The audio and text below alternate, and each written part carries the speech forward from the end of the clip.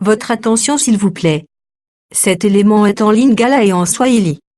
Contactez-nous pour savoir s'il est aussi disponible en la langue de votre préférence. Veuillez aussi noter qu'il est en audio uniquement. Dépourvu de ce fait d'image originaire. Quality Foundation, organisme international d'évangélisation, et sa rubrique Pasteur et Thème, vous présente ce vidéo, en accord avec l'homme de Dieu, le prophète Medar Kiala, ministre de l'Évangile éternel. Suivez-le tous les jours sur christequality.com et sur évangile-éternel.com. Là, vous y trouverez de manière ordonnée tous ces enseignements disponibles en texte, en audio, en vidéo et en direct à notre web radio et télé. Surtout, ne partez point sans souscrire à l'une de nos chaînes YouTube qui correspond à votre version linguistique.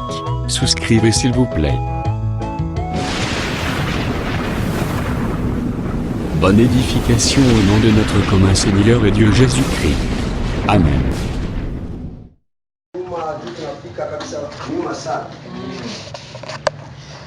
Kama jina mwa misala mekola limbisa hata vile tulifungwa na makazi, Mungu atusamee tu. Amen. Tubenga mito za vraiment baboyi exemplaire. Ni sisi tunaitwa kabisa tukue kabisa wenye kabisa kukua kabisa mbele. La Bible le dit na Luc 17. Kitabu nasema Luka 17, entre celui qui sert et celui qui est assis sur la table, mwenye kabisa kuna tumika na mwenye kaa yula meza, celui qui est assis sur la table est plus grand que celui qui sert. Huyo mwenye anakaa kabisa kumeza kabisa kwa wafaida kupitia mwenye anatumikia. Donc yoza assis, uone kaa c'est moi qui sers. Si ndio tunatumika. Alors tu es plus grand. Huko kabambi sana. C'est que tous aba serviteurs na bino à cause de Christ et Jésus. Huko kabisa wenye kazi kwenu kabisa juu ya Bwana Yesu Kristo. C'est pourquoi un serviteur a vertu. Jule mtuma kabisa azwaka eglise nezinda kuna ite akamatake kanisa sasa nyumba yake binafsi, azwaka bandimineti mwasi nazogangela na ndako akamatake wale kabisa watoto wa Mungu sasa bibi yake wa nyumba pale bike eglise zali mwasi ya Nzambe. Kanisa ni mke wa Mungu pekee, mwasi ya kolo Yesu Kristo, mke wa Bwana wetu Yesu Kristo. Kimia kolo eza na bino mingi.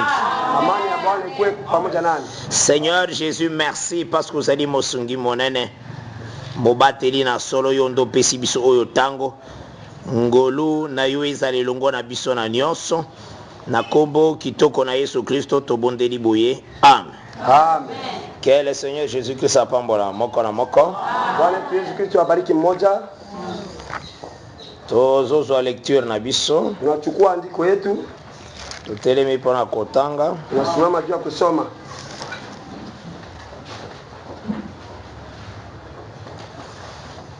Tozwa lecture na biso na Jérémie 8 verset 20. Yeremia 8 shairi kidogo 12. Jérémie chapitre 8 au verset 20. Yeremia 8 shairi kidogo 12. Nous lisons au nom du Seigneur Jésus-Christ. Amen.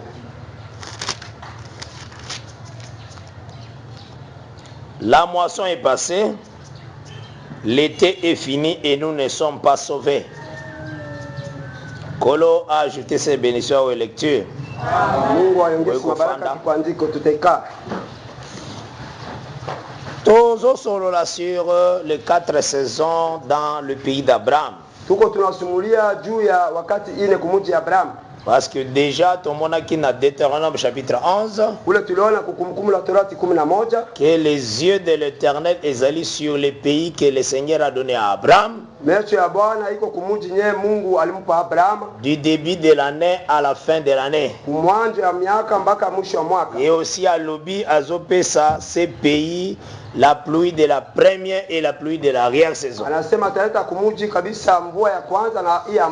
Tosionaki totalisaki boye. Tolobaki que il faut toko kotala clairement les yeux de l'Éternel, le lengazotala du début à la fin de l'année. Donc du début à la fin de l'année, et nous voyons que ça a 4 saisons du début à la fin de l'année. Place wana neto zosione. Et na 4 saisons wana. Tozomona première saison printemps. Naona ile wakati ya kwanza wanaita kabisa Oui, printemps. ça la juste à partir ya premier temps. Nyela kuwaka kabisa kwa wakati ile ya kwanza. Et ensuite ezana été. Na ile ya pili wanaita été. Et oyo musu ezolanda ezali automne. Na iya ingine inafuata automne. Et ya suka ezalaka hiver. Na iya mwisho hiver. Et après hiver ezozonga encore printemps. Ile kupitia tena hiver inarudia tena malingia tu printemps. Mais ba pluie oyo le Seigneur a tiré dans l'année. Ile mvua yote Bwana anatia kumiaka. Tozomona pluie ya première saison. Naona mvua ya wakati ya kwanza. Mais le bile mususu pluie d'automne. Wanaita kabisa mvua ya automne. Ou bien donc pluie d'automne. Wanaita mvua ya automne. Ou bien pluie ya temps ya semai. Ile mvua ya wakati ya kupanda. Donc c'est ça d'abord. Ni ayo njo vile. Mais ça la pluie muso abenga pluie de l'arrière saison. Wanaita vile mvua nyingine tena mvua kaisa ya mwisho. Wanezali pluie ya printemps. Iko ile mvua ya printemps. Eza pluie oyoyo ebeta magana l'heure ya avant que babanda moisson. Iko mvua yenyewe inapikaka mbele ya kuanja mavuno. Et totali saki boye. Tulielesha kwamba pour nous comprendre un peu sur le début de l'année que le Seigneur a appelé Israël. Juu tutambue sema mwanzo wa mwaka yenyewe Mungu aleta kwa Israeli. Tolobaki que calendrier que le Seigneur a donné à Israël. Tulisema ya kwamba ile kabisa ile hesabu ya miaka ile Mungu aleta kule kabisa kwa Israeli. Keseni na calendrier oyo batonye so bazanga na mabele. Iko kabisa na utafauti na yenyewe watu iko hapa duniani. Tozwaki écriture ya Exode 12. Tulichukua hii andiko ya Kutoka 12. Verset 12 à 4. Shairi ya kidogo kabisa ile 12 mpaka verset 2 à 4. Shairi ya kidogo 2 mpaka 4. Exode 12. Ile Kutoka 12 verset 2 à 4. Shairi ya kidogo 2 mpaka 4. Là tomonaki que le Seigneur aye ayebisi Moïse. Pale tuliona kwamba Bwana alikia kumwelezea Musa ayebisa la maison d'Israël. Aseme kabisa nyumba ya Israeli. Et moi wana sema ile mwezi ile ezali moi na bango ya année ya liboso. Iko mwezi yabo ya ile mwezi ya kwanza. Donc to comprendre ki keza l'heure wande zamba pesa ki Israël calendrier o ekesena ba calendrier nyos. Pale ndio tutambua sema ile wakati ndio Mungu alimpatia Israeli kaisa ile hesabu ya miaka yenyewe napitana na hiyo yote ya dunia. Or tanga pesa ki bango année wana wakati ile yapatia ile mwaka année za marqué par le programme ya koboma agneau. Ile kabisa ile miaka ilikuwa kabisa kwa ile kipimo ya kusema ya kwamba waue kondoo. Parce que soki agneau akufite moyen pe année egwa kozala ezate. Kama ule kabisa kondoo hata kufa juu sema mwaka ikuwa haitakuwa. Et c'est pourquoi ndio kwa hayo tuzomona le 14e jour ndio tunaona siku ya 14 ya premier mois ya ile mwezi ya kwanza. La Bible ezotalisa biso kitabu inatuonyesha kwamba que l'année la première année ezobanda ile mwezi ile et 14e jour ba célébrer la Pâque. Ile siku ya 10 ile ndio banafanya karamu ya ile Pasaka. Et tant ba célébrer Pâque wakati wanafanya ile karamu ya Pasaka l'écriture ezo confirmer biso andiko natusemea kwamba que ce peuple babimaki Égypte. Ile taifa ilitoka ku Misri. Maintenant tolingaki totala 40e ou bien quelle saison bango babimaki Égypte. Tunatafuta sasa kuangalia sema ku wakati gani walitoka kule ku Misri. Là tozoki en Exode 13. Pale tulikamata kutoka 13 au verset 4. Shairi kiloko ina kuna elobi babimaki Égypte na mois des épis. Kule nasema kabisa walitoka kule kaisa ku Misri kwa ile wakati ya ile donc moi oyo ezaneti bambuma oyo basalelaka oyo ba farine. Ile kaisa bambuma wana ekomelaki. Ilikuwa wakati nyele kaisa mbeku ile ya bangano likomea. Oh, mbuma wana zile komoko naturel. Ile mbeku ni kitu ya kuonekana ya dunia. Soko vérifier. Ukitazama hayo remarquer que utatambua kwamba komelaka na l'air ya printemps. Ilikuwa kaisa kwa wakati ile tu ya printemps. Alors tu comprends qui très bien. Tutambua mzuri ya kwamba la sortie du peuple est salimi na temps ya printemps. Kutoka ya taifa ilikuwa kwa wakati ya printemps. Mais la sortie est possible que par une parole. Kabisa kutoka ilikuwa kabisa na neno tu. Avant que tolobela cette parole, juu ya kwamba tusemelele neno. Tolobaki d'abord que la promesse que le Seigneur a pesaki Israël. Tulisema ya kwamba ile ahadi Mungu alileta katika Israeli. Ezalaki que ceux qui a obéir à la parole de Dieu. Ilikuwa kama ukiheshimia kuneno la Mungu, le Seigneur akopesa ye la pluie naturelle. yule kanisa Mungu atakupa ile mvua ya kuonekana. Pluie ya première na pluie ya arrière saison. Mvua ya kwanza na hii ya mwisho. Eto avansaki. Tuliendelea Pona kotalisa juu ya kuonesha pluie naturelle. hii mvua ya Le kuonekana. Seigneur azo comparango na nini? Mungu kunapimanisha na kitu gani? Lato kotaki na kata Esaïe 55. Kule tuliingia ku Isaya 55. À partir du verset 10 à 12. Kushahidi yake ya kiloko 10 mpaka 12. Là, balobi que comme la pluie et la neige descendent des cieux, Sasa vile mvua vile inashuka kutoka mbingu, ainsi en est-il de ma parole. na njoo vile vile iko tu neno langu. Donc le Seigneur, Bwana, tant azomona pluie naturelle, wakati Mungu anaona mvua ya kuonekana kushuka, azo présenter maintenant pluie spirituelle comme la parole. anaonesha sasa mvua ya kiroho sawa na neno vile. Endetindaki biso to kwa comprendre besoin pe importance ya parole ou bien la pluie. Njoo litutuma kwamba tuyue habu ama faida ya mvua. Là tozaki Job 37. Ule tulichukua Yobo 37. Dans Job 37, Yobo à 37. partir du verset 10 tina 13, Ile kiloko 10 mpaka 13. là toyaki komona Tulikia kuona deux rôles que la pluie a sana yango. kazi mbili nyewe mvua iko nao. La pluie est comme une verge qui frappe la terre. Hii kabisa ile mvua iko sawa fimbo yenyewe kunapika udongo. Et la pluie est comme aussi un signe d'amour. Na mvua iko vile sawa na alama ya mapendo. Mais dans ton ce langage, Wakati tunakamata misemo, le même langage na pluie naturelle, ile tu misemo ile tu ya namuna ile mvula ya il faut même na pluie spirituelle. sasa tulebe vile kabisa kumvua ya kiroho. Donc cela veut dire Inatafuta kusema la pluie spirituelle qui est la parole, ile mvua ya kiroho yenyewe ko neno, et c'est là aussi la verge qui frappe. inakuwa kama vile fimbo yenyewe inapikaka. La pluie spirituelle qui est la parole, Ile fimbo ya kiroho yenyewe ko et neno, c'est là aussi signe d'amour. inakuwa vile alama vile kabisa ya mapendo. Dès maintenant, tu n'as qu'à comprendre encore. Tukienda tena kutambua tena mara nyingine. Entre ces deux pluies, il y en a. Kupitia ile kabisa mvua mbili ya miaka. Quelle est la pluie est considérée comme signe d'amour? Mvua gani iko sawa na ile alama ya mapendo? Et Tindakito soit Proverbe 16 au verset 15. Itutuma tukamate mezali kabisa 16 La- shairi kiloko 15. Là, dans Proverbe 16 verset 15, Kule kabisa mezali 16 shairi kiloko 15. Balobi la grâce du roi Banasema neema ya mfalme est comme la pluie du printemps. iko sasa ile mvua ya preta. Ah, tu comprends. Tunakia Tu kutambua. comprendre que Tambua ya kwamba la grâce est un signe d'amour. ile neema ni alama ya mapendo. Donc, ngolu so basali en tout cas, c'est ça bolingo vraiment. Neema batufanyishia iko kabisa upendo. Ah, c'est que la pluie à printemps, Ile mvula sasa ya ile preta. yango ça comme signe d'amour. Hayo ndio ni sawa na ile alama ya C'est mapendo. pourquoi ce que Bible, Ukisoma kitabu sasa, de la Genèse à l'Apocalypse, wanja mwanzo mpaka kufunuo, okomona te que Nzamba promettre Israël hautaona sema Mungu aiaga Israeli, que akoya epai na bango comme la pluie d'automne. sema atakuya kwao sasa mvua ya otono. Alobaka toujours que akoya comme la pluie du printemps pona. Anasemaka tu sema atakuya sawa na mvua ya preta. Parce que akoya kosala bango nde grâce. Dieu atakia kuwafanishia njoo kabisa Oh, neema. cette grâce oyo akoya na yango, Ile neema yenye atakuya nayo, c'est la grâce qui asalaki epai ya Abraham, iko ile neema imfanishia Abrahamu, Isaac Isaka et Jacob. na Yakobo. Cette alliance kapesaki bango, Ile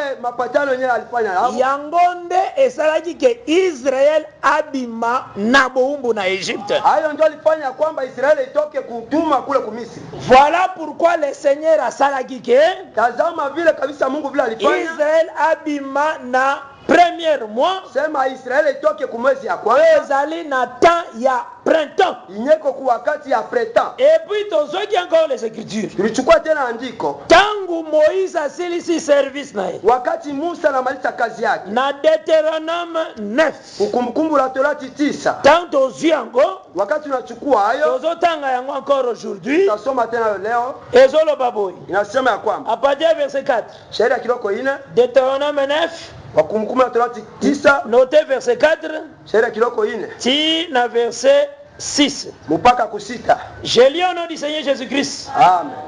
Lorsque l'Éternel ton Dieu Wakati Bwana Mungu wako les chassera devant toi. atafukuza mbali na wewe, Donc bazoyebisa bango ntango Nzamba kobenga na banation oyo bazalaki likolo ya terre promise. hapo abiko nasema vile Mungu atawafukuza watu wenyewe walikuwa kule kumuji ya agano.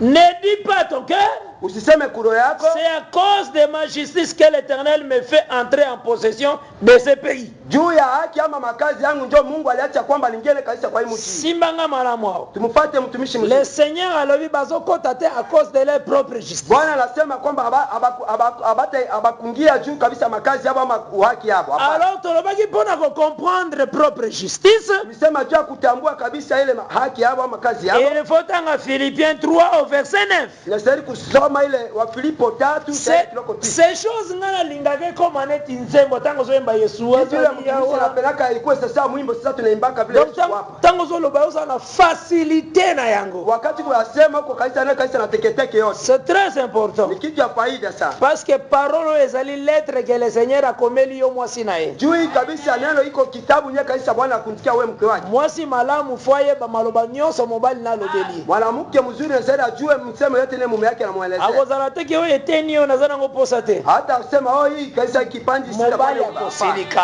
Bwana atasilika. Na oyo mobali akomeli yo comme lettre. Ye kanisa mume akundikia sana. Il faut ye bango nyonso po mobali no ndako. Yote juu mume ndio anaandika. Or Bible nyonso eza la lettre écrite et pas na yo mwasi na. Kitabu yote iko ile andiko neno andikwa kwako wewe mke. Parce que Bible tel saka comme un arbre. Juu kabisa ile kitabu kwa sawa na muti. Eloko loni nde eloko kobuka. Kitu unaona panda njoo utavuna. Ukomona na début à loni le mariage. Utaona mwanzo alipanda ya Adam na Eve. Na Eve kule. Na Apocalypse na suka buki le mariage ya Adam dernier na Eve dernier. Ule mwisho kufunua la vunja kabisa kwa damu ya mwisho na ule Eve ya mwisho. Parce que eloko loni nde ukena kobuka na suka. Juu kitu unaona panda ndio utaenda kuvuna kule mwisho. Na Philippiens 3 Filipo 3 nde bazo expliquer propre justice. Jobi kuna sema sasa kutafsiri ile uhaki ama. Awa d'abord texte oyo Paul azoloba boye. Hapa Paulo anasema kwamba alobi ce qui était pour moi un gain. Yeye alikuwa kwangu ya faida. Mais natalaki yango comme de la boue. Aliona kitu ya bure. Bien aimé na lingine exhorter au mwamuke. Upenda tunatafuta kuonya kidogo. Il faut yeba ke nyonso ekoleka. Ni uyua kwamba yote itapita. Même nzoto na yo ekoleka. Hata mwili itapita. Hata entretenir yango na biloko ya cher. Hata utengeneze na vitu ya kali. Yeba kaka na sima kosala entretien. Yua sema nyuma ya kutengeneza. Ekokoma putulu. Itarudia kule mavumbi. Hata usalela ngo ba dépense bele. Hata uiongeze namuna gani. Nasuka yebaka. Yua sema mwisho kundama itazidiwa. Hata usalele yango lolendo. Hata unapasha majivu. Yebaka kiona usa lolendo wanande poussière. Yua sema nyani kwa kwane majivu iko njoo kabisa ile mavumbi. C'est pourquoi na njoo mutu aza mayele mwenye kuna akili akoki jamais kolinga nzoto na ye koleka Jésus. Hata apenda mwili yake kupitia Yesu. Amen. Jamais. Hapana. Akokolinga nzoto na ye te koleka Jésus. Hata apenda mwili yake kupitia Yesu. Eloko nyonso Jésus akoyebisa ye asala na nzoto na ye. Hata Yesu atamwelezea atafanya akoki koboya te. Hata katala hayo. Osona na mala?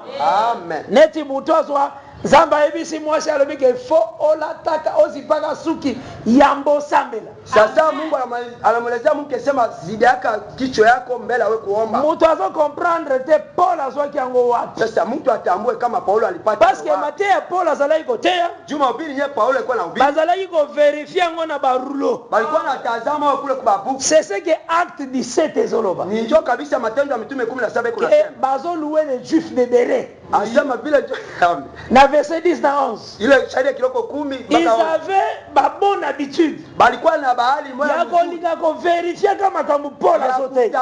Ya kuchungua kama mambo yote. Bazo sentir que makama zote eza juste. Bana tambua sema mambo iko na. Donc ce qui n'est Paul alobi. Sasa vile Paul anasema. Il faut za na souci ya kufuta basali na zambe. Necessary kukuwa na hamu kabisa ya kulipa watumishi wa Mungu. Ba juif de Béré ba kozalite wana ba vérifier ngo na rouleau. Utaona Bayuda mingi watakamate mahubiri banatafuta place nini bagomona ngo. Pali kale bataona. Bagomona ngo na place a dime. Bataona kule pali kaisa moya. Balobi atei bien. Asema kweli anahubiri. Kwa sababu bwana ngezalia Unaona vile iko. Il faut comprendre. Necessary kutambua haya. Na komisi Nzambe pona moni mosana Nzambe kasereka. Na mshukuru Mungu wao tunaona mtumishi Mungu kasereka. Azakina susire mingi.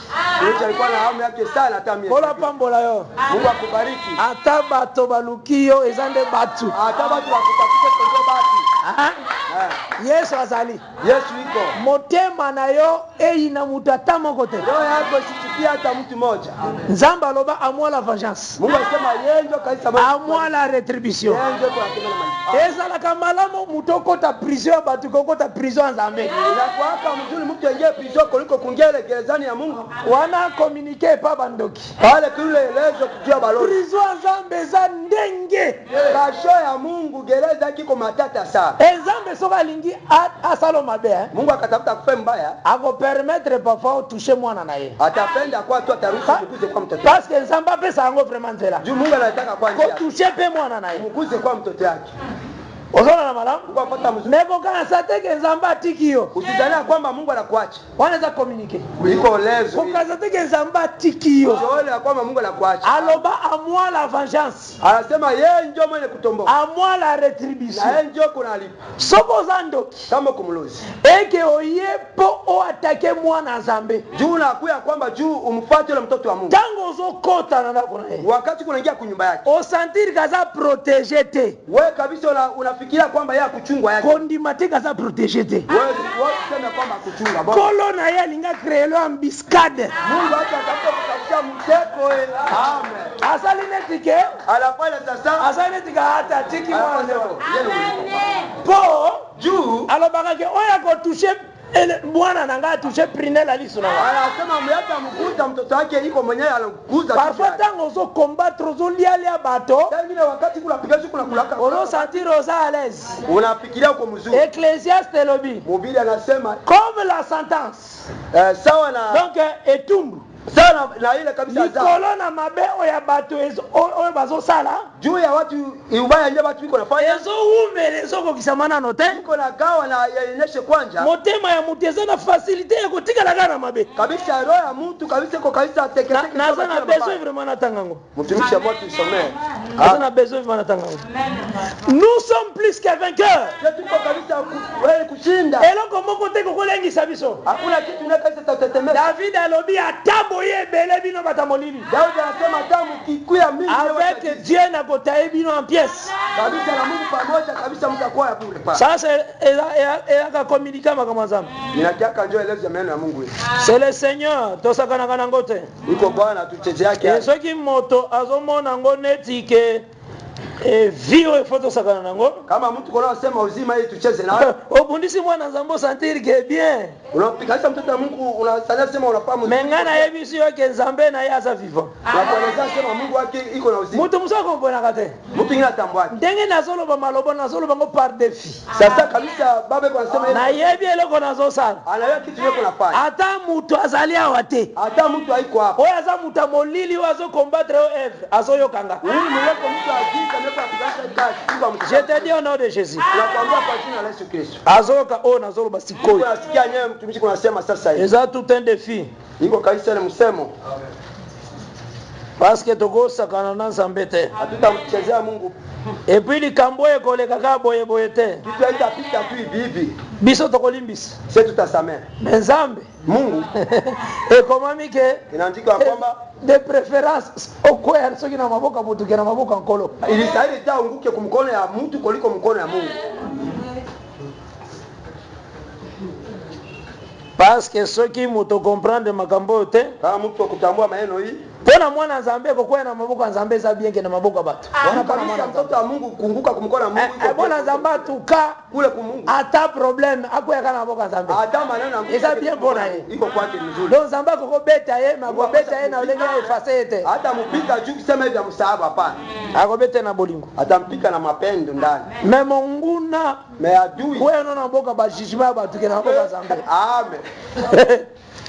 Ponzamba ebio na programme miséricorde te. Mungu hata ezana bato na huruma. Ezana bato ebaka na programme miséricorde. Kuna watu nao bayaka na mambo. Soki akoyi na maboko nzambe za ta problème. Kuna kieta kwa maneno. David alobaki David alisema na boyi kukoya na maboko benemi na kwa na maboko. Hata nisinduke kumkona badui ni ngumu. Kwa yebi atandenge nini? Jua hata lamuna gani. Et pas nzambe place à miséricorde pour les Yesu. Mungu kule pale ya huruma kwa nzambe azana na programme ya miséricorde te. Kule mwenye Mungu analeta sehemu mata ya huruma. Kwa na maboko nzambe za très bien. Mekumbuka kumkona Mungu. Kutana kuluka yona kata programme ya miséricorde osate. Pale ya huruma hautakuwa.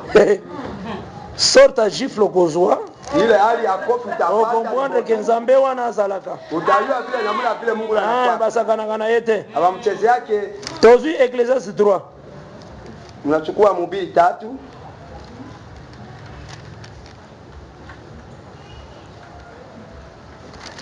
elobi boye Nasema kwamba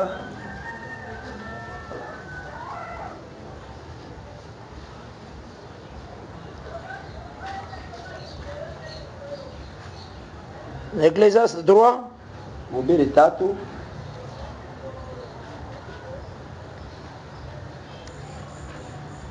elobi comme la sentence. Oui.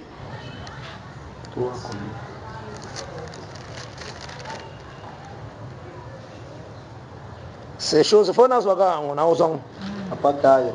nayebi quartier nango.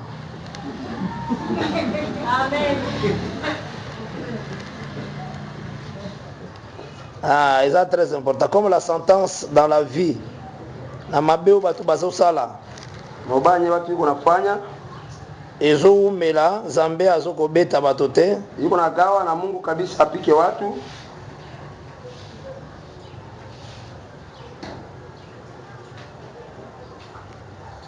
Verset 11 ya Ecclésiaste 8. Fallait nazwa karango. Ecclésiaste Au moins soko tambola kana ba venir belé. kama kwa tembea kwa mkoa En tout cas taso ki olingo c'est trop pour ba. Atona tafuta kulidangana Te koto yo conteneur moko hapa ezala. container na baka hapa. Ah, koyeba. utajua. Awa tana lekaki na mona ki pancarte moko. Hapa wakati nipita niona kabisa Zakabungu. kibao moja inakuwa kabisa. Ecclésiaste 8 verset 11. Witi 10 Et le Bible. nasema kwamba Parce qu'une sentence contre les mauvaises actions ne s'exécute pas promptement. Osana na malamu hein?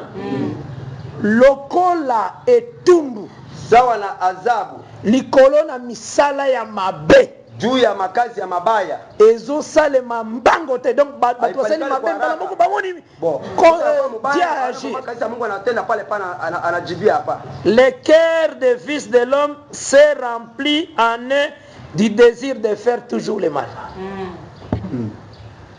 Zona na malamu hein?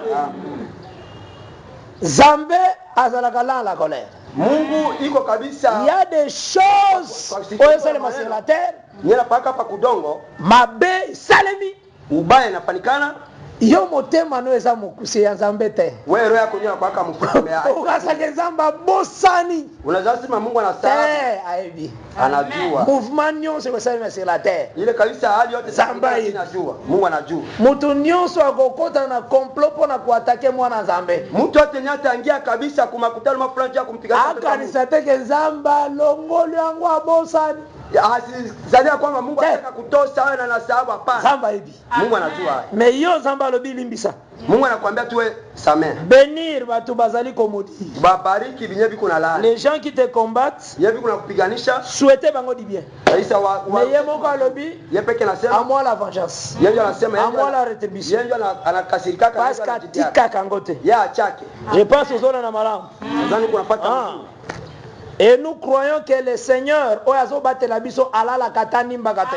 na ya Mungu yepo atuchunga alalaki ama singi yake. Aza Nzambe oyo azali mobateli ya solo. Iko Mungu mwenyewe iko kabisa mchungaji wa E tozalaka na esengo kozala na sauveur lolenge wana. tunakuaka na furaha kukuwa na mwenyewe kabisa na ushindi na Mungu. Un sauveur qui ne sommeille ni ne dort. Ule mokozi mwenyewe alalaki ama Oyo azali koveye likolo na vie na biso na nyonso. mwenyewe kuna kesha juu ya maisha yetu yote. Vraiment que son nom soit loué. Acha jina lake tukuzwe. Alors totangaki verset 4 d'abord ya Deutéronome 9.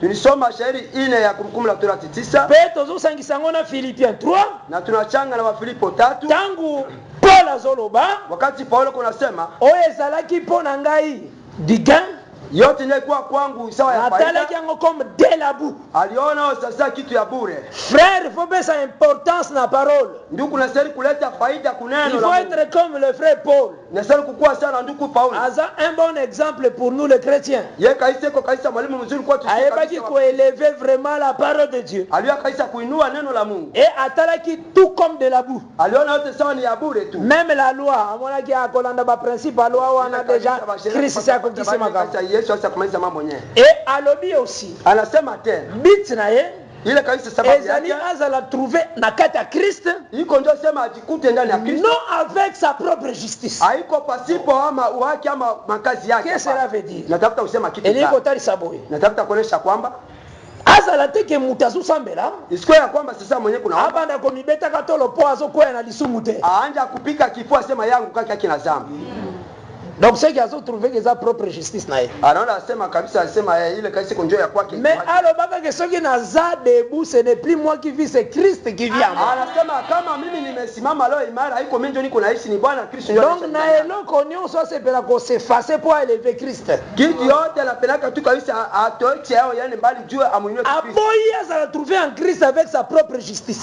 Anakatala sionekane katika Kristo na kaisa na makazi ama waki yake. Remarquez tambua batu bayaki kosambela batu bawili banakia kuomba moko vraiment mumoya apesaka badima anataka kimoya apesaka makambo ebele anasaidiaka atosaka makambo ebele ya mobeko anasaidiaka kaisa mambo mengi abandi nde komikumisa vis-à-vis ya mususu anaanza kujisifu pembeni ya mwingine eloko nzambe alingaka te kitu Mungu apendaki me wana mususu wana ule mwingine ule azakine mutu mabe vraiment ça c'est vrai mtu mubaya mais a reconnaître nde mabe na alitambua ndio mabaya yake. Jésus alobi Yesu anasema na bango mibale ubaye batu bawili oyo nzamba yoki ezande oyo vraiment azaki mabe Mungu anamsikia ndio mwenyewe kwa a reconnaître mabe anatambua mabaya oyo azaki malamu huyo alikuwa mzuri azane malamu ibaki mzuri mais lokola se mesurer sana pimanishwa malamu ne komi comme propre justice ile kabisa ile mazuri kinakuwa sawa ekomi abisuye inakuwa kazi ya kitu c'est ça Jésus amen parce que batebele ba comprendre ngo te jibatu mingi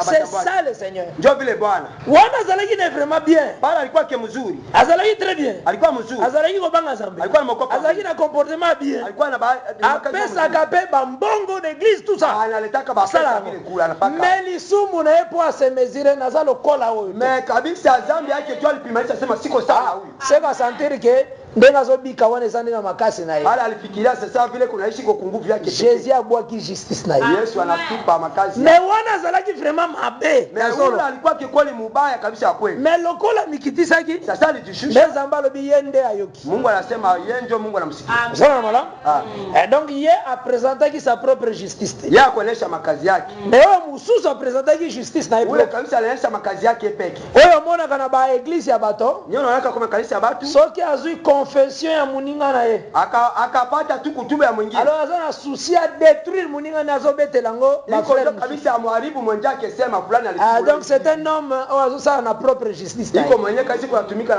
juu ya makazi okazoteke nzamba yoka kamutanengo na tayo kakete usizali hata saa Mungu anamsikia kama mtu ambaye ça ce sont des choses apparentes iko wakati moja ya hivi nzamba zo yoka ete Mungu kabisa amsikia tout ce kazo sala wana ce n'est pas la parole yote niko nafanya haiko neno la Mungu et awa nzambe azoloba hapa Mungu kunasema lolenge pe Paula boyaki ke na kata Kristo za na propre justice na ye sasa vile Paulo alikatala asema ndani ya Kristo asikue kati ya wake ama makazi yake na verset 9 wana kwa ile shairi 9 ile ya Philippiens 3 ya Filipo 3 alobi propre justice ezali justice oyo ezouta na loi ile kabisa ile makazi ile na wake ile iko naye inatokana kusheria par là pale njoo kupitia pale tunakia kutambua justice à loi le Seigneur apesa kia na Sinai ile kabisa makazi ya sheria Mungu aleta kwa parce que tanga kitina Sinai wakati anashuka kusinai hivi bango bosala makambo na makasi na bino moko anasema mfanye maneno na nguvu yenu botosa na makasi na bino moko mfanye kabisa mshimie kabisa na nguvu yenu metangu balingi bakota terre wakati wanatafuta kuingia ile udongo ndele Seigneur alobi jo Bwana anasema bokanisa teke banguna bakokima na makasi na bino na boyenge beni na bino usizania kwamba badui batakimbia ku nguvu yenu ama ku haki yenu banguna bakima toujours na mouvement ya Abraham le chassa kabisa badui banakimbia tu kwa ile hali nyaka Abraham nda bengana kabandeko bayaka kokwea likolo na banyama na ye kabisa Abraham ndio anafukuzaka wanduku wote ne kabisa akia kunguka juu ya manyama parce que banyama wana telisaka Israel wanyama bale nakuwa kanjo Israel yango mona kata kyango en deux ndio naona alikabula kupindi mbili Israel muso ezaki avant Jourdain Israel ingine kwa mbele ya Jourdain Israel muso esfandaki après Jourdain ingine kwa nyuma sasa ya or l'Éternel azali le berger d'Israël ule kabisa kumi Bwana ni mchungaji donc soki l'Éternel azali le berger sasa kama Bwana ni mchungaji c'est que Israel aza ebwele na yazani yamo hata kusema kabisa ile Israel ni ufuko yake mais nyama moko akatanaki en deux sasa nyama mwa alikabulikala kusema eteni muso avant Jourdain nyama nyingine mbele ya Jourdain eteni muso après Jourdain nyingine nyuma ya Jourdain mais misu na Nzambe ezalaki likolo na yango mais mecho ya Mungu ilikuwa juu nyewe misu na Nzambe ndeza des oiseaux wana ile kabisa mecho ya Mungu ndio ni ndeke mbili ba les des oiseaux ile ndeke mbili na elembo na marche ya Israël ezalaki comme colonne de feu na colonne de nuée kwa ile kwa alama kusafari ya Israeli ilikuwa sasa nguzo ya moto na nguzo kabisa ya wingu. okomona ke tangu ba oiseau de proie ye kokitela biloko oyo Abraham akataki, wakati tuona vile ndeke vile ikia kushukia vitu nya Abraham alikata, bandeke wana ezalaki vivant ekufa te, bale bandeke bale kwa na uzima haikufa ekima pete. Faut faire très attention. fanya angalisho Bandeke wana ebouja te, bale bandeke bakutingiza même ti l'air Abraham c'est Abraham les chassa, asa vile Abraham aliwafukuza, tanga bengani wakati anafukuza bandeke mibale wana etikala wana, bale bandeke bauli balibakia hapo me pa oyo eyaki kokita likolo ya banyama na ye nde ekima binye balikia kushuka yule banyama ya nyama yake njo balitoka balikimbia ona kolobake miso ya nzambe likolo ya Israeli elongwaka te, juu ya kusema macho ya Mungu yule Israeli aitokake me azalaki na deux yeux, alikuwa na jicho mbili, moko colonne de feu, nyingine kwa nguzo ya mosusu moto colonne de nuée, na nyingine nguzo ya wingu. nyonso wana miso na ye sur la maison d'Abraham. Yote ilikuwa macho yake ndani ya nyumba ya Abraham. Yango nde les deux oiseaux oyo ezalaki wana tourterelle na colombe. Ile ndio ndege wawili nyayo ilikuwa pale kabisa, yule kabisa njiwa na yule l'oiseau c'est quelque chose de spirituel. Ile kabisa ndege ni kitu moja ya kiroho. Ozona na mala? Unapata mzuri. Mais quand Dieu a ses yeux là, wakati Mungu kuna ile macho, hata ennemi aye, hata adui anakuya, Abraham doit les chasser. Abraham atawafukuza tu. Ennemi wana ndio zaki ba oiseau de proie kitaki. Ile ndio kabisa bandeke ndio walishuka ndio bale kabisa. Ba oiseau de proie wana, bale kabisa bandeke bale. Neti Babylone la grande zaki oiseau de proie. Sasa ile kabisa Babylone kubwa ilikuwa vile kabisa ule ndege. Parce que déjà dans Deutéronome 28, ule wa kumbukumbu la Torati 28, avant na continuer Deutéronome 9, mbele kabisa mjio tuendelee kule ku 9, Deutéronome 28 verset 49. 28 kabisa 19. Awa nzamba zolo basoki Israël a désobéir à la parole. Hapa Mungu kunasema kama Israeli inakosa kutii kuneno, makambo nini gokomela ye, kitu gani itamfikia yeye? Parmi makambo gokomela ye, wa melo tutamfikia yeye. Balobi l'Éternel fera partir de loin. Mungu atafukuza mbali akosala ke na mosika. Mungu atafanya kwa mbali, de loin des extrémités de la terre, umbali kabisa mwisho ya udongo, une nation qui fondera sur toi d'un vol d'aigle. Kabisa taifa moja itakuja c'est Genèse 15. Hapa kwa Mwanzo 15. Donc balobi ke Zambe lokolo zoto sate. Asema sasa ushimie. Zamba kotindele oiseau moko. Nani Mungu atakutumia kita likolo na yo. Atakia kushuka juu yako. Comme vol d'aigle. Sasa kabisa ndege. Yango nde Genèse 15. Ndio kule kabisa Mwanzo kule 15. Omoni Abraham amoni ba oiseau de proie yeko kita likolo ba nyamo ya Abraham anaona sasa bandeke banakia kushuka yule nyama nyali. Eza yango. Ayo. Et oiseau de proie wana eza comme Babylone. Ile bandeke iko sana Babylone. Ba nation nyonso ezala iko ya kuattaquer Israël. Mataifa yote ilikuwa nakia kupiganisha Israeli. Ce sont des oiseaux. Bonjo bandeke. Ozwineti Grèce, la Grèce. Unachukua sasa ile mji ya Grèce. Na kata Grèce ya hii Antiochus Epiphan. Kule ku Grèce vile. Ba roi ebelo banyokola Israël. Bafalme mingi nye kabisa walitawala ku Israël. Ezala na kata Perse. Ilikuwa ku Perse. Mais remarquez na Daniel chapitre 8. Daniel munani? Daniel 8 le biboy. Daniel 8. Daniel munani? Nathalie à partir du verset 4. Daniel munani shaira kidogo. Nazui même verset 5. Dan. Comme j'ai regardé attentivement. Daniel 8 verset 5. Comme j'ai regardé attentivement, lokola nazaki kotala na bokebi. Vile nilikuwa naangalisha yote. Voici un bouc. Ngalia yule mbuzi du. Venait de l'Occident. Alitoka kupahali kabisa. Et parcourait toute la terre. Alikuwa anatembea popote duniani. À sa surface. Kupahali yote. Sans toucher. Sans la toucher. Bila kumkuta. Cela veut dire bouc azalaki oiseau. Huyu kaisa nasema yeye alikuwa kaisa ndio ndeke. Il parcourait la terre sans toucher la terre. C'est un oiseau. Alikuwa anatembea kudoko, alikuwa anatembea duniani mais hakukuwa anaguza udongo. Est-ce que vous comprenez malam? Un bouc en tout cas so tambola na mabele, atambola kande na mabele. Mais sort à bouc il marche sans toucher la terre. C'est un oiseau. Mais yeye bila kuguza udongo, siko ndeke. C'est parmi les puissantes nations. Iko kaisa kwa ile ba mji ya nguvu. Oyo pe ataka Israël. Yeye alipiganisha ka Israël. C'est tout un oiseau qui s'abasse sur les animaux. Iko kabisa ile ndeke yenyewe ilishuka yule nyama. Ozona na malam? Mais awe zalaki la Grèce. Hapa ilikuwa Grèce. Tango esengelaki attaquer Medo-Perse. wakati walitafuta kufuata ile mji ya Medo-Perse. Mais nazwika kama pona kotalisa ke ba puissante nation na ba president kama komba wazo. Ile kabisa tunachukua tu ya kusema ile mataifa ya nguvu ule tunawakamataka sawa sasa na bandeke. Ozui Daniel 7. Daniel 7. Le premier était semblable à un lion. Huyu wa kwanza alikuwa sana simba. Et avait des ailes d'aigle. Alikuwa na mabawa kabisa ya tai. Daniel 7 verset 4. Ile kabisa Daniel 7:4. C'est un lion mais a des ailes. Mais iko simba mais iko sasa na mabawa. Pona kaka e confirmer les oiseaux oyo bazo kita likolo ya banyama ya Abraham. Juu ya kuisema tu sema tuijue bandeke nyebi kwa shuka kunyama ya Abraham. Donc c'était des nations. Ilikuwa mataifa. Ils allaient combattre aussi Israël. Ilikuwa napikanisha Israeli. Mais pour Israël soit délivrance. Juu sema Israeli pate kuokolewa. Il faut le Seigneur à se souvenir na alliance Abraham. Inastahili Bwana akumbuke ile mapatano alifanya na Abraham. Yango na pesi yo Levitique 26. Yote tunapatia Walawi 16. Nyonso na uzo bani. Yote tunachukua juu ya nini? Pona kotali sawe ke ba nation balongwa na terre. Juu ya kukuonyesha sema mataifa baitokaka ku udongo. Balonga bango na Josué. Bali bawezaka kule ku Yoshua na ba juif nyonso na Bayuda yote. Enona makasi na bango ba Josué. Haikukwaka kabisa ku nguvu ya Yoshua. Parce que les nations quittent par Abraham le chassant.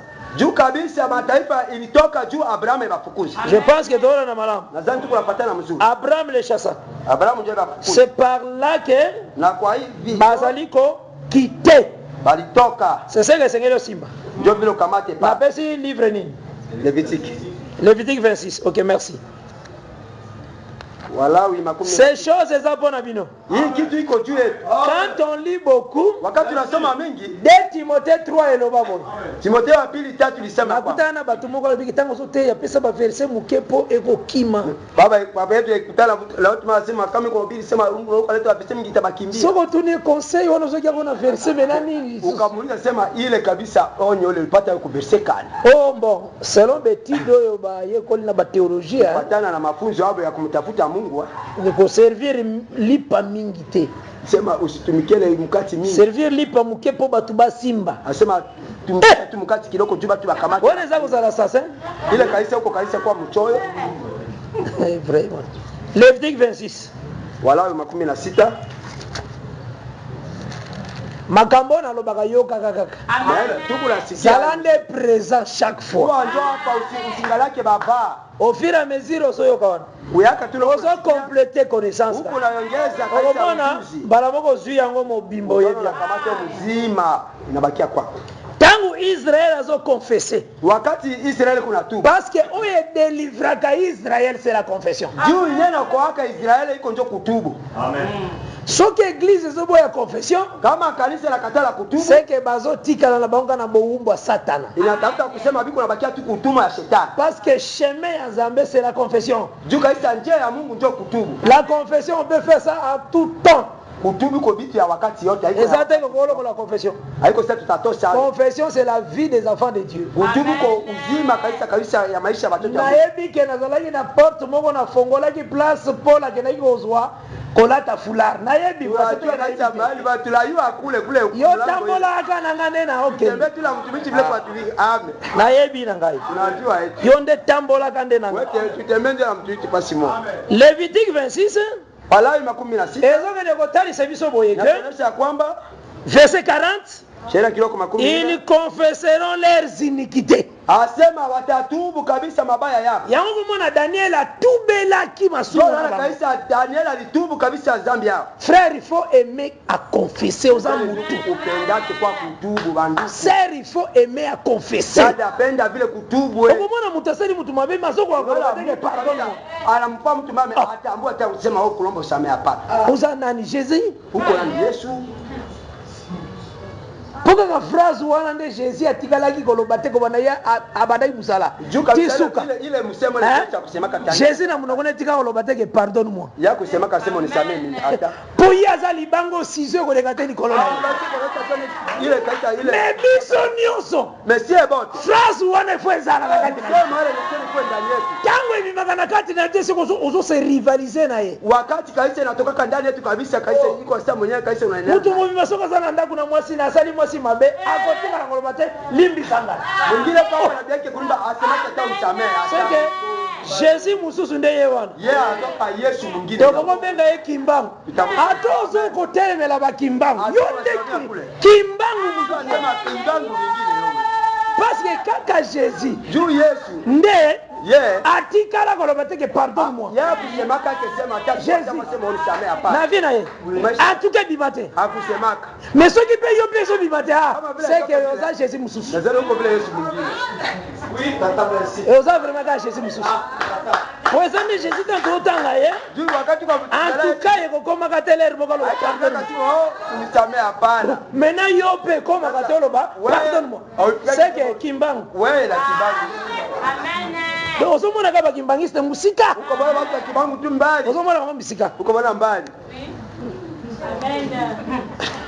Lévitique 26. Verset 40 le Bible ils confesseront. Asema watatubaka. Alors tangu bakotumela masumu tangu bazana libanda ya mboka na bango. Wakati kabisa watatubu kabisa zambi hapo kwa isa wakati biko nje ya mji hapo. Nazui verset 45. Tunakamata 45. Je me souviendrai en leur faveur de l'ancienne alliance. Kabisa nitakumbuka juu kabisa ya mapatano yangu juu ya mapatano yangu ya kwanza. Landanga malamu ao. Soki mutatunio ancienne alliance ezalaka combien? Kama mtu anakuuliza sema ile agano la kale iko ngapi? Yebisa ye l'ancienne alliance ezalaka mibale. Waambie sema iko 2. Toyokani? Tunasikizana? Ancienne alliance ezalaka nini? Ile kabisa agano ya soki alliance mzuse ye wana ezalaki libose komi ancienne. Kama agano nyingine nakuya sema ile nyingine inakuwa sasa Zamba pesa kiboyokani epa ya Abraham. Mungu alifanya mapatano na Abraham na Isaac na Jacob. Na Isaac na Yakobo. Tangu oyo ya Sinai eye. Wakati ya Sinai inakuya. Oyo ezalaki avant ekomi ancienne. Ni ilikuwa mbele inakuwa ya zamani. Maintenant sasa tangu wana ezali wakati ile iko tangu ya nani ya Deuteronome 29 eye. Wakati ya Kumbukumbu la Torati 19 na ya Deuteronome 29 ne yango nde ya Jésus Christ. Hayo ndio ya Yesu Kristo. Wana pe ya Sinai ekomi ancienne. Hii ya Sinai inakuwa sasa ya zamani. Mzora na wala? C'est comme ça que Hébreu 8 ils définir ancienne. Ndio vile kabisa wa Ibrania quand une autre alliance apparaît, ce qui était avant est ancienne. Kama kabisa mapatano nyingine ya sasa inaonekana alors deux anciennes alliances. Sasa tuko na namna mbili ya mapatano. Ancienne alliance msio eza grâce. Hii nyingine ya mbele kwa neema. Ancienne alliance msio eza loi. Mapatano nyingine kwa sheria. Tozoka? Amen. Na yango tozotanga ngwao. Na ndio tu kwa soma hiyo. Verset 45. Poko tuna écriture nango eza nini? Andiko le 45. Lévitique 26. 26. Tangu Nzambe alinga délivrer Israël, wakati Mungu anatafuta kuokoa Israeli, alobi boye, anasema kwamba je me souviendrai en leur faveur de l'ancienne alliance. Nitakumbuka juu ya faida yao juu ya mapatano yangu ya kwanza. Ancienne alliance ona bengi yango nini?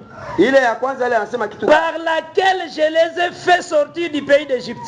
Na kwa hayo ndio niliwatosa lao kule kabisa kumwicha. Boye kia ancienne alliance wana? Unaona kabisa ile mapatano ya kwanza. Israel abimagi na alliance ni Egypte. Sitauda wala kabisa ilitoka na mapatano gani kule kabisa. Abimagi na boyoka ni Abraham te? Alitoka kabisa na ile mapatano ya Abraham. Tazora? Abimagi na boyoka na Abraham. Alitoka kabisa na ile mapatano ya Abraham. Hawa nzamba zoibe boyoka na Abraham ancienne alliance. Ile kabisa Mungu alifanya njoo kabisa mapatano ya Abraham kule mapatano ya zamani. Alobi ancienne alliance oneza yango nde babimelaki na Egypte. Asema juu ya hayo njoo baba walitoka na kule kabisa kumisa. Par laquelle je les ai fait sortir du pays d'Égypte aux yeux des nations na miso ba bikolo umesha mataifa pour être leur Dieu, je suis l'Éternel. Juu ya kukua Mungu wao niko Bwana. Et cette alliance yango nde alobi yango na verset 42. Na njoo ile mapatano asema yuko shahidi ya 42. Hawa na 45 bengi yango ancienne alliance. Hapa kwa 15 asema iko ile na verset 42 maintenant. Ile shahidi ya 40. Ya Lévitique 26. Alobi je me souviendrai de mon alliance avec Jacob.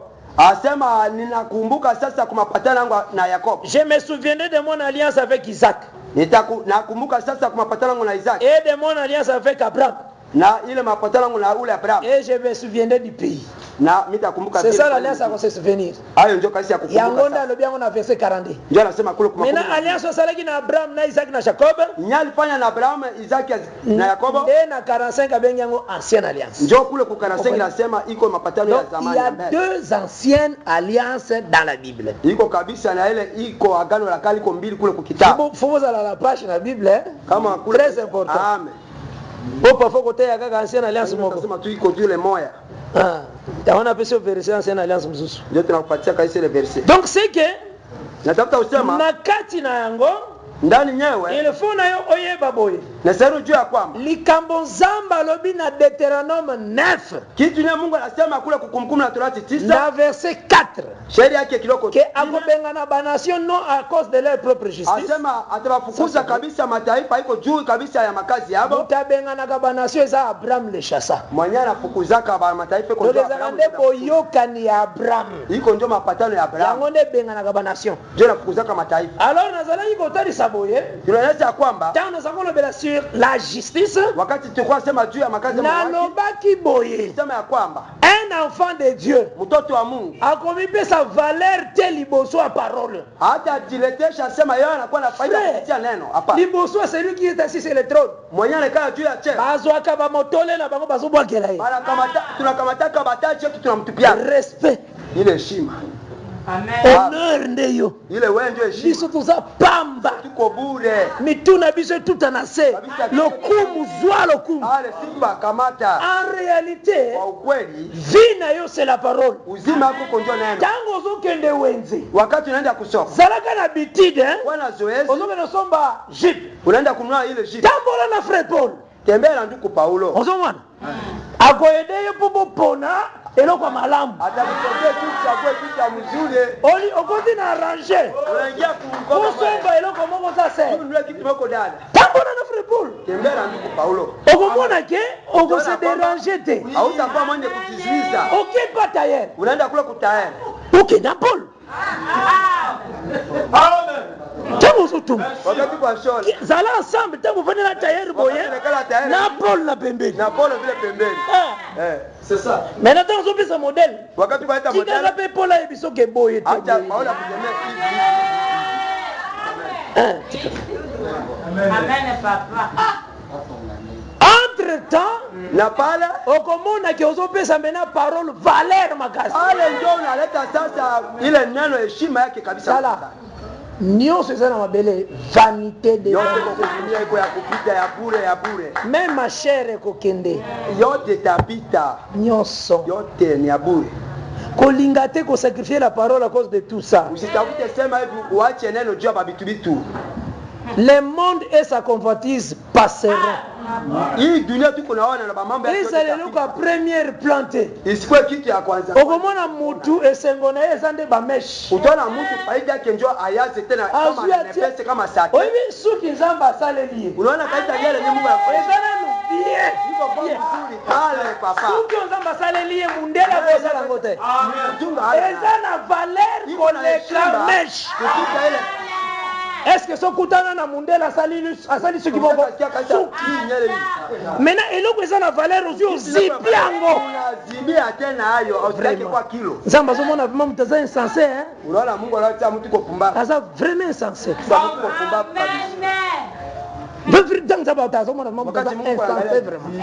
mtu kwa pumbavu kabisa donc oyo ya sali ya valeur wa na valeur te il faut na chande meshe kama namuna kaisi juu utabanana kumlango kia bomba mipende malama juu sema hivi kabisa alobi mipende na kobomba te nazala jipa mukuse picha iko tu ya kwele wana uzotambola na Paul te pale unamwacha Paulo zamani Paul nazoloba ndenge wana jani mtumishi anasema Philippiens 4:9 elobi boye wa Filipo 4:9 nasema nazoyebiso poso mwana Nzambe nakuelezea tuko mtoto wa Mungu Bible elobi ke reprimande les sages il t'aimera kitabu nasema amaki mtu hekima na atakupenda mais soko reprimander l'insensé il taira ukamamaki ule pumbavu atakuchukia c'est proverbe 9 ndio elobi ne wana Mezali 9 ndio nasema ozola na mala unapata mzuri proverbe 9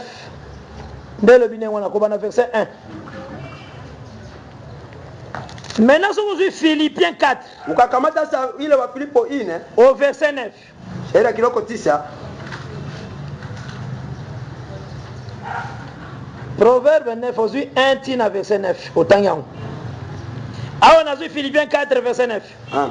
Ce que vous avez appris, yote yenyewe mlijifunza, reçu na mlipokea et entendu de moi, na mlisikia kwangu, oezaka signature. iko kabisa ile ndio kabisa tuseme Place Paul azo signer matériel pale yao. kabisa iko hapa Papesie ba dossier mena a validé.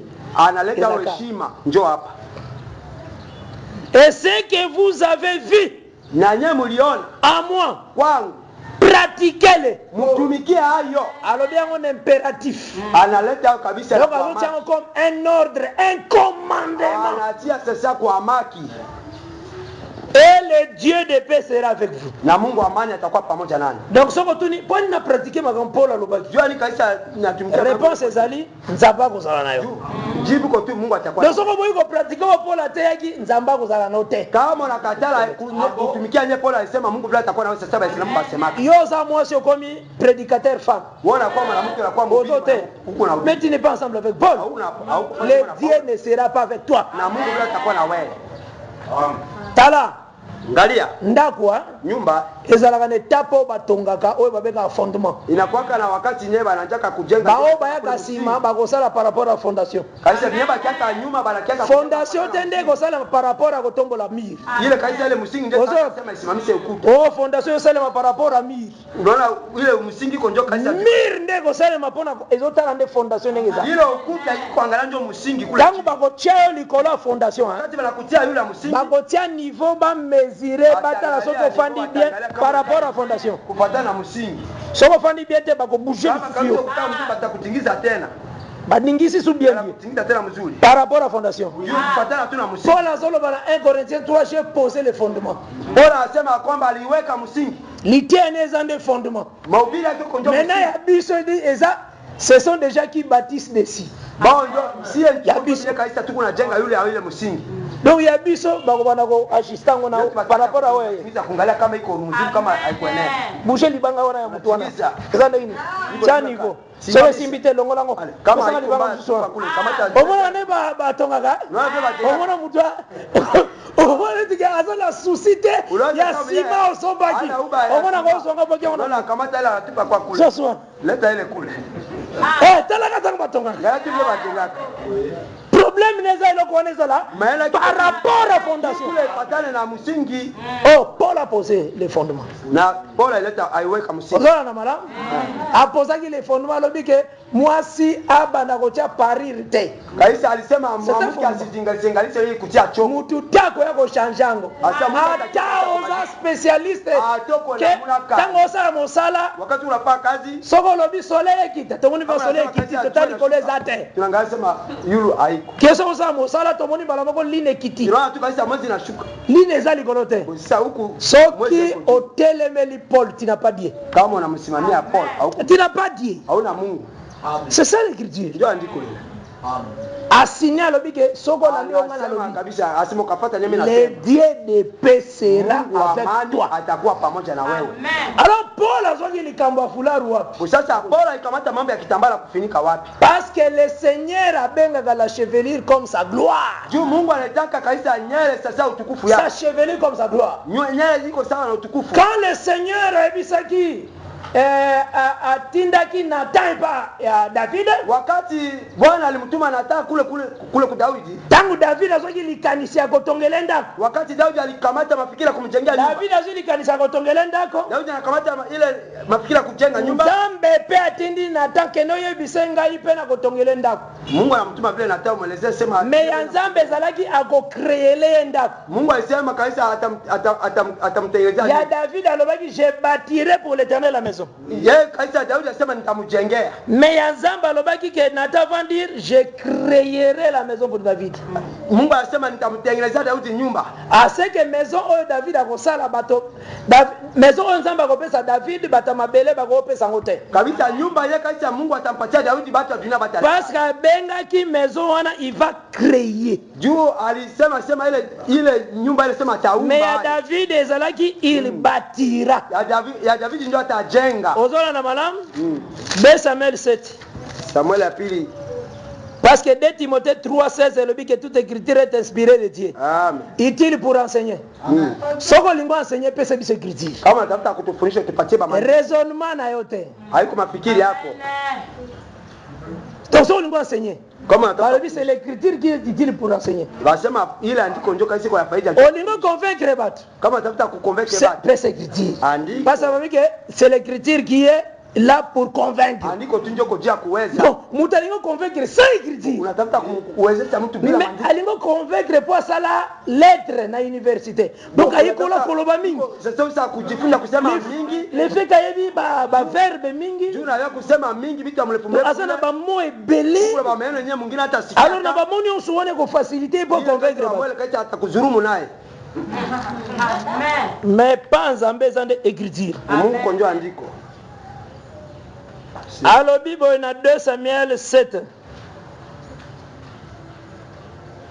Tango asali alliance Wakati anafanya avec David. Na David. Azotalisa yeboye. Iko anaonyesha Wana na pesi ka okere otanga na ndako ezaka 2 Samuel 7. Okay. Tanga azotinda ye. Wakati Yalo baki je créerai une maison. Asa nitaumba Pour créer une maison, umba nyumba ezalaki akopesa Salomon. ilikuwa kumpa njo kabisa Salomon.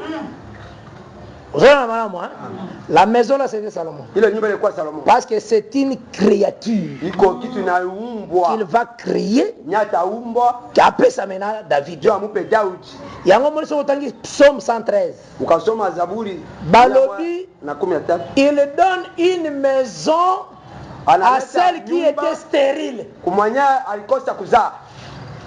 Donc ceux qui mutaza stérile, kama mtu yeye anakosa kuzaa, Zamba pesa gani la maison. Mungu anapatia nyumba. Arrêtez la maison, c'est un enfant. Aisa nyumba iko mtoto. Na stérile bakopesa maison. Tanga na Psaume 113. Zaburi. Ozola na mala? Alors, Nathan yebisi yeke yote ndo kotonga ndako. Nathan anamwambia sema haiko ndio tajenga nyumba. Eke Nzambe alobi akotongela yo ndako. Mungu ndiye anasema atakuumbia wewe nyumba. Mais lakini mwana oyo kobota kokuta na atrai na yo. Mtoto miata toka kabisa kuzao yako. Yende akotonga ndako wana pona Nzambe. Yende atajenga ile nyumba juu ya Mungu. Alors tangu Salomo atongi ndako. Wakati Salomo anajenga nyumba, asisi kotonga ndako Nzambe. Anamaliza kujenga nyumba ya Mungu. La Bible déclare ceci. Kitabu nasema ya kwamba tanga sambela kinza. Wakati aliomba Mungu, moto Nzambe d'abord ekiti. Asa moto ya Mungu ilishuka kwanza. Nikolo ya nyama.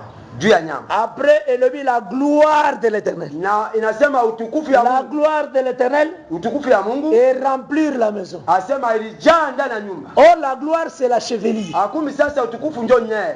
Mais chevelure tango yeko bomo wanena kata ndako ezate kitambala. Yale wakati la kwenda kia kufichama ndio ndani ya nyumba.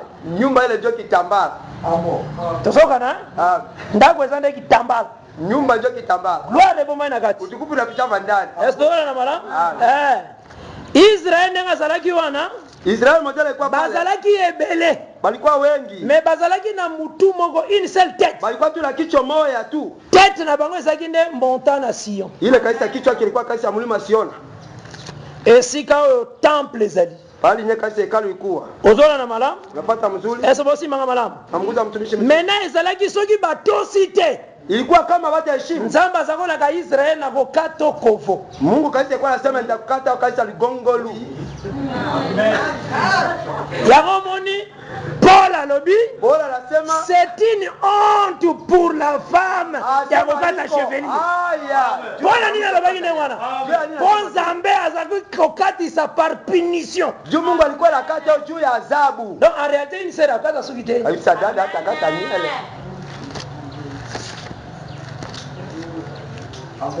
Ésaïe 3. Isaiah. Verset 16. L'Éternel dit, Mungu anasema, parce que les filles de Sion sont orgueilleuses, juu wasichana wanawake asiona wiko watu wa majivuno, et qu'elles marchent le cou tendu, banatembea na urembo ya kugunja shingo, et les regards effrontés, na ile mecho kabisa kuitazama nini, parce qu'elles font un petit pas, juu banatembea kabisa pole pole, et qu'elles font résonner les boucles de leurs pieds. na biko nakumbuka ile kabisa bukomo ya mguu yabo. Yoga verset 17. Sikia shairi kiloko 17. Le Seigneur rendra chauve Mungu atawakata nyele. Donc akata bango kolokolo. Atawakata nyele. Le sommet de la tête des filles de Sion. Ile kanisa kichwa Yoka punition nzambe. Kia adhabu ya Mungu. Basa basi ebele me basa kana mtu moko. Biko wanawake wengi iko tu na kichwa basi moja. ebele me une seule tête. Mais kichwa tu moja. Usoka verset mwana ezali. Maintenant tête yango eza na chevelure. Ile kichwa iko na nyele mingi. Maintenant nzambe alobi bino bana basi Sion boto sa te. Sasa ni waseka Sion na mshimie. Punition ndo pesa bino. Bo hiyo adhabu niko nipatia. Ukata bino kofu. Mtanikata tu kichope. Amen. Yango moni Paul alobaki c'est une honte pour la femme. Unaona kabisa araser la chevelure. Paul sema ko haya sema mwanamke akate. Ezaki toute une punition. Ilikuwa kabisa adhabu. Maintenant chevelure nzamba zokata eza nini? Sasa nyele nyama Mungu kulakata. Eza gloire na yo akitisaki na ndaku ya na lera Salomon. Iko ile utukufu yake alishusha kunyumba ya Salomon. Ozona na malamu? Ezekiel ndamona kitangu nzamba zokata. Ezekiel ndio leo wakati Mungu kulakata. Na Ezekiel 10. Kule kwa Ezekiel. Amoni les chérubins. Anaona kabisa wale wa malaika. Bakeiti pona ba ma gloire de l'Éternel c'est qui na lieu très saint. Balaenda juba kamata utukufu ya Mungu ni kwa mali takatifu. Maintenant gloire wana ebandi kobima ematiri kola ba chérubins. Sasa ile utukufu unaanza kutoka na pande yule wa malaika. Ezekiel 10.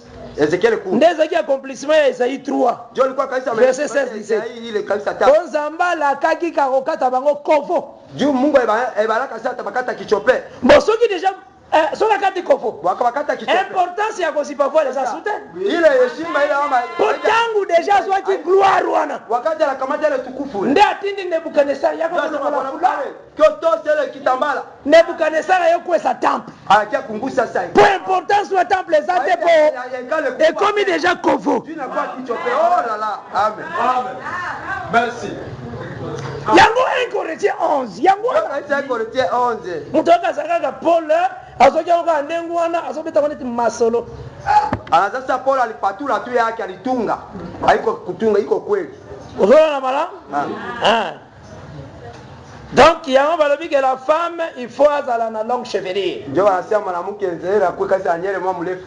Mais il faut zipa parce que la gloire de Dieu était dans les temples. Il y a eu la couverture. Quand il montait dans l'adoration, Dieu était dans le lieu très saint appelé Shekinah. C'est ça qu'on voit là. Amen.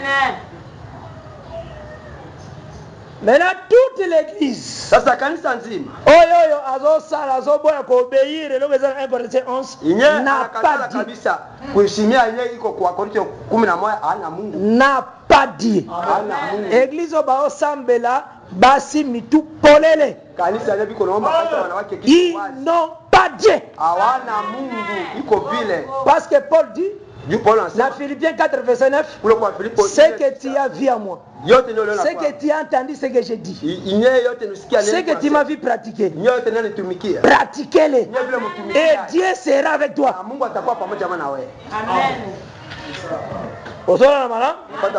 Parce que eloko wana jule kitu bato ebele bazaka nango na kata confusion makasi. Bato wanakuwa kale katika utafauti. Bazoka sake ote kitambala na nini?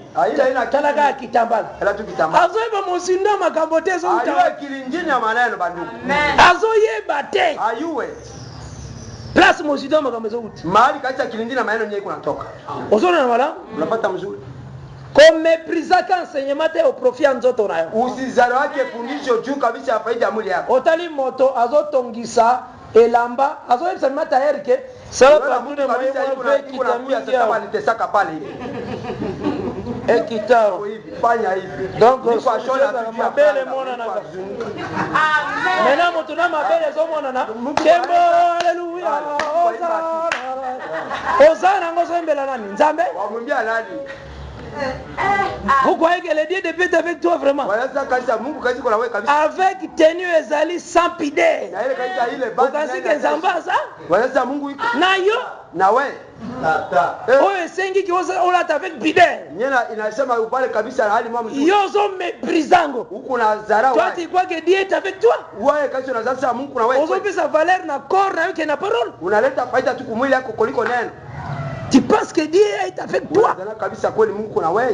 Non, il faut respecter Dieu. Nisali kumheshimia Mungu. C'est très important. Ni kitu ya faida. Toyangonde totalisi d'abord. Ndio tunaonesha kwamba Cette première étape ile sehemu ya kwanza entrer aussi na terre promise. kwa kuingia kumuji kanisa. Nyonso yo nasione pona kotalisa propre justice na justice de Dieu. Na yote tunatembea tembea tujua kuonesha sasa makazi yako na ile kanisa waki ya. Oya kosala la propre justice za oya komisala makambo na ulenge na ye. Mwenyewe itatupensha kazi mahali yake yepeke. Akozala tana posa te ya kolanda ordre nengi Bible so ibisa. Hata apenda yake apate vile kitabu kwa tuseme.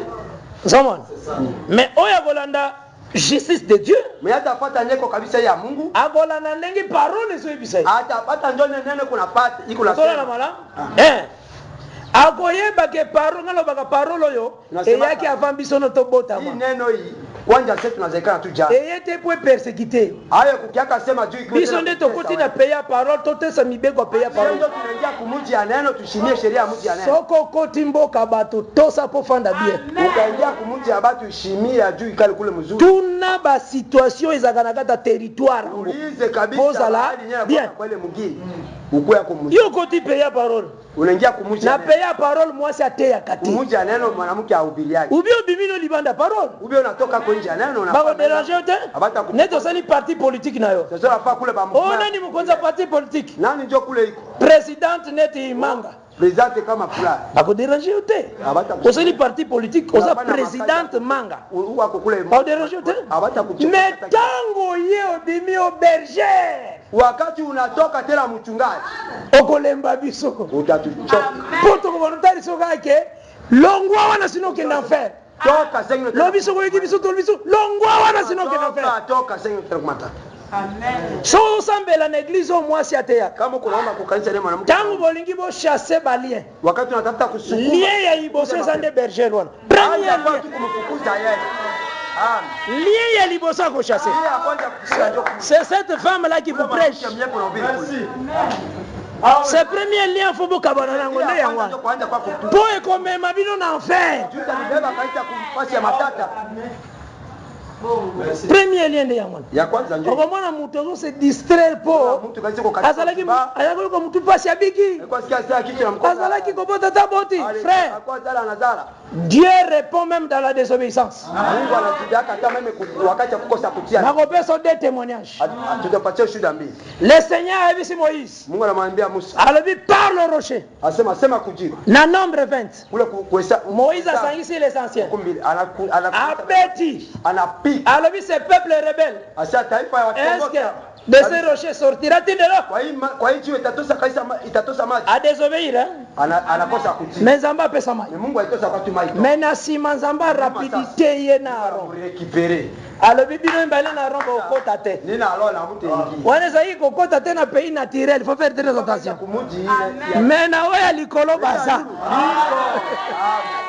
Ezaki pays naturel.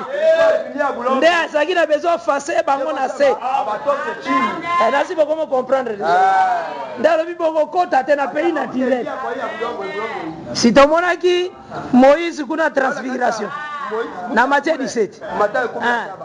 Abi boko tate parce que bo sanctifier kombo na ngate. Ata amuja ingia juu amkutakasa. Mais batu ba sanctifier kombo te menzamba répondre. Batu ba kutakasa jina Mungu. Mais Mungu anajibia tu kwa hali mbaya. C'est que même dans la désobéissance Dieu répond. Hata kukosa kutii. Okoza la mwasi. Unapaswa kuwa mwanamume. Oza motei. Uko mubii. Osambeli manifeste-toi. Mungu onekana. Le sang agit. Mungu shuka. Nzambe vraiment ye démonté. Nzambe. Mungu haiko démon. Nzambe vraiment keleki likolo na se aye. Abiki si mutu me yo sanctifier kombo na été okota te. Okota te. Atengi. Ona na bisi bana. Nzambe. Mungu. Eza Nzambe. Iko Mungu. Mais lakini au sanctifier kombo na été okota. Takasa jina kyote ingia. Deuxième témoignage. Ushuhuda ya pili. Matthieu 7. Au bandé à partir du verset 26. Ce n'est pas tous ceux qui me disent Seigneur, Seigneur qui entrent. Seul oyo bazo sala ma volonté. Seigneur, n'avons-nous pas chassé les démons à ton nom? C'est qu'il y a des gens qui chasseront les démons à ton nom aujourd'hui. Les démons bateau aussi mais bakokota. Bazali bamusuku. Oui, Bazali. A telemi vraiment mutaza koka au nom de Jésus. Koka telemi. Mais il y a kota te. Il y a tengia. Pour azana volonté de diété. Mais Zamba asali. Mais Mungu anatenda. N'avons-nous pas prophétisé à ton nom? Hatukutabiri na jina yako? Alors, retirez-vous de moi. Asema ondokeni mbali nani? Je ne vous connais point. Je ne vous ai jamais connu. Donc, na jour aujourd'hui les canisi, osomba parcelle pour église na yo. Jour osombi oko négocier osombi bama benda minene la ici. Otongi temple à monene. Unapandisha temple à Outi ozi télévision na poto. Unakamata ile télévision. Otie. Unatia. Atikala ata mbala moko ata mbala moko. Mais lakini osaki prophétiser ulikuwa natabiri batu pe bazomona ba prophétie ngo eza solo. Oui, eza solo. Iko kweli. Osaki po sambeli pona mutaza malade abiki eza solo. Magonjwa iko kweli. Mais Nzamba yebaki yote. Mais Mungu akukujua wewe. Je vous dis makambo Nzamba eza somo. Na Mungu kwa matata Eza somo. Iko matata na Le Seigneur azoloba na Deutéronome 13. Mungu asema Kumbukumbu la Torati à partir ya verset 1 tina 3. Ule kaisa moja mpaka 3. Ba faux prophète banabia uongo. Nzambe nde pe atinda kaba. Mungu nyana batumaka. Ba vrai kaka Nzambe. Bale ya mzuri Mungu vile tu. Ozoya kanga? Yoka Deutéronome 13. Kia Kumbukumbu la Torati 10. Parce que biloko fo woye bango. Yango mona ekomela ka batu mususu. Jela wapikia kwa. Okomona azoti ka enseignement. Iko naacha fundisho. Hadi kuna kutu. Asema kule kabisa. Mtu apase zubika mbala moko. Kuna pona mara moja. Ce n'est pas ça qui prouve que Dieu est là. Kwa hiyo ndio tunasema Mungu. Yoka maintenant Deutéronome 13. Sikia Kumbukumbu la Torati.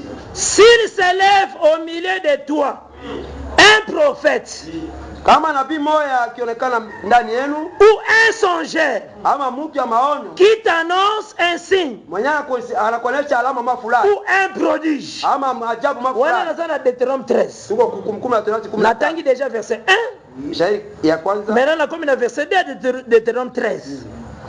Et qui est accomplissement du signe ou du prodige, unaona maonyesho ile alama ile yote dont il t'a parlé en disant na kusemaka allons après d'autres dieux, asema twende sasa kwa Mungu, des dieux que tu ne connais point, Mungu nyewe mfamii, et servons-les.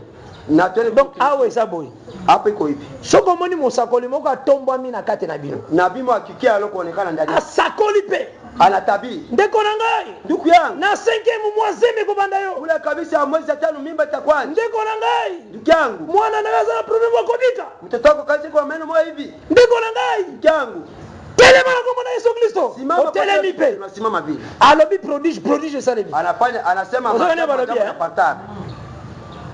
Nzamba alobi ekokisami vraiment prodige. Anasema inaeneshwa yake tumungu. Maintenant na sima ya prodige. Nyuma sasa bitu ile kuonekana. Tala sorte à Dieu azo présenter. Tazama sasa hali ya Mungu gani nenda. Or Dieu c'est l'enseignement. Akumi Mungu sasa kufundisha. Ozona nanga malamu Dieu c'est la parole. Mungu ni neno. Donc mwana Nzamba suki la kateo mutu wana 800 anja yako tala ye mtoto wa Mungu abakia kitu kwa majabu. O mutu wana tanga ki alobi ka boye maya chopo ekabani. Mai na sambalikana. Mutu wana tanga alobi ka boye mbala moko mwana zalaki akobela bitu. Mtu la sema tu mama mtoto alipona pale pale. Azoya na Nzambe mingi. Sasa anakukulia Mungu. Enseignement. Fundisho. Tanga koyena Nzambo batata na yo ayebite. Wakati atakia na Mungu nyeka baba yako baba. Batata na yo banani? Abraham, Isaac et Jacob. Baba ndio Abraham, Isaac et Jacob. Nzamba zakande ya baba. Mungu ndio. Metango akosanga Nzambe wana. Wakati sasa tu n'écouteras pas usisikie les paroles de ce prophète. Ya ile msemo ya ule nabii. Ogola na enseignement wana te. Usipate ile fundisho. Ou de ces songeurs. Ama ule mtu abandoshi. Car c'est l'Éternel votre Dieu Dieu Bwana Mungu wewe qui vous a mis à l'épreuve. Voilà. Ndio kutia kabisa pale. Juone mambo ile yote. C'est l'Éternel, pas le diable. Pas le diable, c'est l'Éternel. Kwa shetani. Azuivi mafo. Anakamata ile kabisa. Maintenant azotala yo. Ankutira mbaya pale. Soki mwana alingaka ngai. Kama kweli mtoto huyu ananipendaka. Amen. Nzamba talaka bolingo na miracle te, nzamba talaka bolingo na kondima enseignement. Mungu angalia yake upendo kuma manjabu, anaangalia ndio upendo wake kufundisha. Yango Jésus azwaki maloboyo. Ndio Yesu alichukua maneno. Si vous m'aimez, kama kweli mnanipenda, gardez mes commandements. Mchunge yenye kwa agizo yangu. Donc bayeba ke olingi Nzambe par l'enseignement. Bana yaka sema unampenda Mungu kupitia fundisho. Okoko bwa enseignement mais miracle Yerusalemu. Na unapasha kaisa okoko bwa enseignement ba prodige Yerusalemu. Utafanya ile maajabu kuna patikana. Dieu éprouve seulement. Mungu kunaangalia tu. Ozona na mala? Dieu éprouve. Mungu kunachungua tu. Donc c'est ça ba écriture na zulio. Ndio maandiko watu. Voyez d'abord comment terrain ozo vivre. Dieu yesema namuna gani kunaishi kwa hii udongo. Mais simba que par la grâce de Dieu, kuza kabisa kwa neema ya Mungu. Nzamba ko sunga biso. Mungu atatusaidia. To percer na Jérémie 8:22 otozwaki. Tuingie kabisa ndani ya Yeremia 8:12. La fois prochaine même le jour de dimanche. Usiku ya itakayokuya siku ya yenga. Parce que la lecture to seulement est très important. Juu ile andiko nyetu tunafanya pa iko ya faida. Lelo tozongeli kaka propre justice na justice de Dieu. Leo kabisa tunarudia tu kabisa haki ya Mungu na yeye. Parce que c'est très important. Jiko kitu ya faida. Très important. Jiko kitu moja faida. Kolinga nzoto na yote koleka la parole. Usipende mwili wako kupitia neno. Kolinga nzoto na yote koleka l'enseignement. Usipende mwili wako kupitia fundisho. Nzambe atala kabolingo za nango epa na ye na nzela ya enseignement. Mungu anaangalia ka upendo nyoko naye kwake kupitia mafundisho. Oya sana baptême au nom du Père, du Fils et du Saint-Esprit. Mwenyeko kwa ile ubatizo wa ozoti kangote yeba kolingi Nzambe te. Awachaki hayo yu asema amupendi Mungu. Parce que l'enseignement le baptême ça au nom de Jésus-Christ. Fundisho la tusemea ubatizo kwa jina la Yesu Kristo. Ozona mala? Ah. Que le Seigneur apambola bino richement. Mungu atubariki sana.